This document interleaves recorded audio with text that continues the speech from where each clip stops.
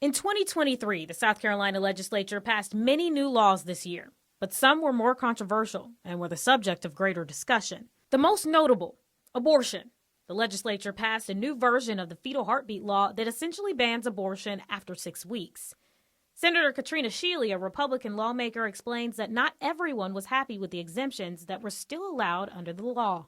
Fetal anomaly, there's rape, incest, but that's not, and the House will never be happy. There are certain people in the House and the Senate that will never be happy unless they get that, but I don't think that that's ever going to happen. Shealy made national headlines for her position on the bill, which bucked her party, which was in favor of the restrictions. They took away the rights of the women of South Carolina and they criminalized the activity of doctors. But the abortion battle didn't end there. The state Supreme Court took on the bill to decide whether or not it was constitutional. In August 2023, the court decided 4-1 to uphold the law.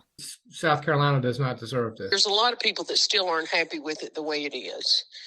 And they'll try and bring it back up this year. This is not the time to do that. Another bill that received a lot of attention this year was bond reform.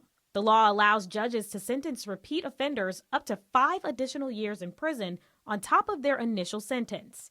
Senator Brad Hutto says it was necessary to stop the revolving door in jails and prisons. Obviously, under the Constitution, everybody's entitled to bond. Just because you're accused of a crime doesn't mean you're guilty. But when you've got somebody who is being charged multiple times and getting out multiple times, we decided to add a heightened level of scrutiny to whether they can get bond after that second offense. And so those cases are now going to circuit court judges. Also passed this year was a limited effort to let some students use public money for private schools. The voucher program would only affect 15,000 students. Senator Mike Fanning says it's unconstitutional. We passed the voucher bill that took hundreds of millions of tax dollars, sent them to private schools with no accountability, private schools that can reject any student that they want to. They can reject special needs students simply because they have a disability at a time when we're already underfunding our public schools.